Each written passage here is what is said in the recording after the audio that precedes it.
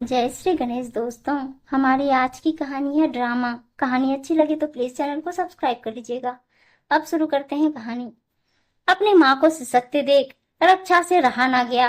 वो सोची, आज जो कुछ हुआ है अपने पापा नितिन को फोन करके बता दूं, ताकि जब वो घर आए तो पहले से जानकारी होने पर सब सामान्य कर सकें। उसने फोन करके अपने पापा से आज की सारी घटना बता दी।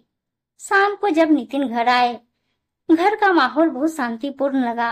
न आज टीवी पर माँ कोई प्रवचन सुन रही थी, न रसोई में सुमन के काम करने की कोई आहट। दोनों बच्चे अपनी किताबों में सिर घुसाए चुपचाप बैठे थे।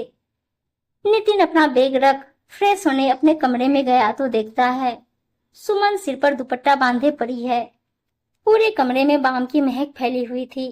क्या हो गया तुमको? जब देखो ऐसे बिस्तर पर पड़ी रहती हो। बंद करो अपना ये ड्रामा।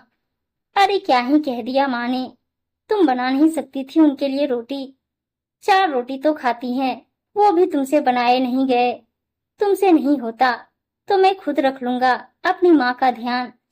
अब उठो और चाय बनाओ। दिन भर इन लोगों के लिए कमाओ और घर आओ तो आए दिन इनके नाटक देखो। नितिन गुस्से में सुमन से कहे कपड़े बदल माँ के कमरे में जाकर बैठ गया। उधर माँ भी उदास चेहरा लिए बैठी थी। जानती थी बेटा ऑफिस से आने के बाद माँ से मिलने तो आएगा ही। कैसा रहा दिन बेटा? आजकल तू ज्यादा व्यस्त रहने लगा है, देर से आता है। घड़ी की ओर देख माँ ने कहा, बस माँ, अब पहले की तरह नहीं रह गया। बहुत काम करना पड़ता है। तुम ये बताओ, आज तुम टीवी क्यों नहीं देख रही हो? सुमन ने कुछ कहा क्या? नितिन ने पूछा।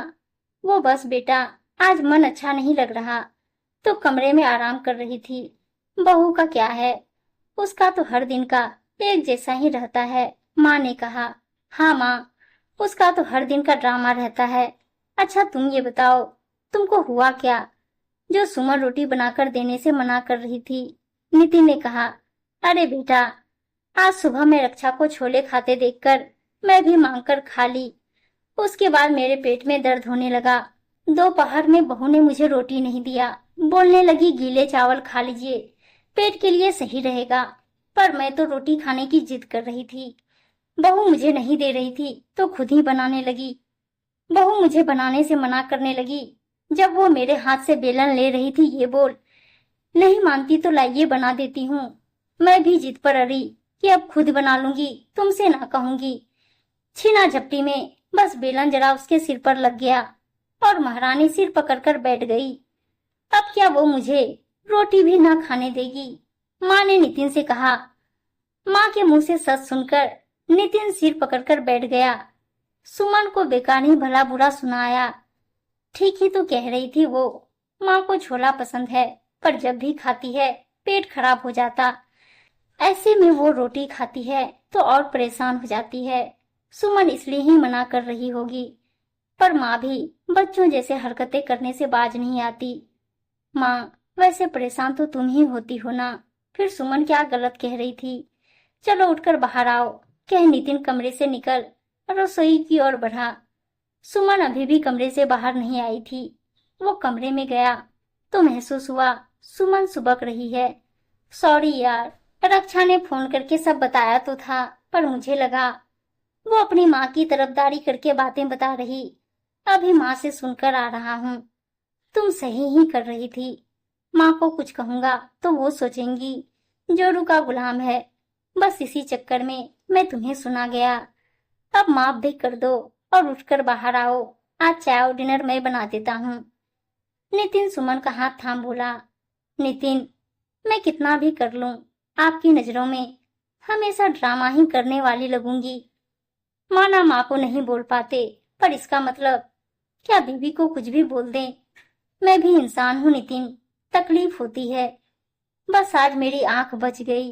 अब माँ ने क्या कहा नहीं पता, पर मेरा माथा देख लो, कह दुपट्टा हटा दी। सिर पर एक गुम्मद सा निकल आया था। नितिन के समझ ही नहीं आया कहे तो क्या कहे। वो बस चुपचाप सुमन को देखने लगा। बाहर नितिन नितिन कहे जब नहीं दिखा तो माँ कमरे की ओर आ गई थी और सुमन की बात सुन ठिठक गई। सुमन के सिर में जोर से लग गई। मैं भी ना बहू, जो हर समय इस परिवार के लिए सोचती रहती। मैं उसके सिर का चोट भी ना देख सकी। वो चुपचाप उधर से रसोई में गई और बर्फ निकालकर सुमन के कमरे में आई। देखूं कहाँ लग गई है, जो मेरे बेटे से शिकायत लगा रही है। कह सिर का दुपट्टा हटा, उधर बर्फ से सिकाई करने लगी। बहू देख, मैं जानती हूँ तू मेरे भले के लिए बोल रही थी, पर तू मुझे मना कर रही थी तो गुस्सा आ रहा था। बहू हो तो मुझे कैसे मना कर सकती है? नितिन तो कभी मना ना करता। यही बात मुझे चुभ गई और मैं खुद रोटी बनाने लगी। और देख इस चक्कर में तेरे सिर का क्या हाल हो गया। ले रे नितिन, तू कर सिकाई, मैं जरा वॉशरूम हुआ हूँ। ये मुआ छोला खाना भारी पड़ जाता है मुझे। सुमन की सासू माँ ने कहा। माँ तो चली गई, पर सुमन सोचने लगी, ये सास कभी सही सुनना पसंद ना करती और सच जानते हुए भी कहेगी बहू से उल्टा काम। खैर, ये तो ड्रामा हमेशा चलता रहेगा, पर नितिन की डांट का असर जल्दी क्यों नहीं जाता।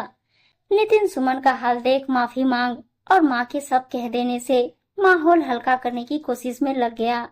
उम्मीद है दोस्तों कहानी अच्छी लगी होगी, और अच्छी अच्छी कहानियां सुनने के लिए चैनल को सब्सक्राइब और वीडियो को लाइक शेयर जरूर कर दीजिएगा। धन्यवाद दोस्तों।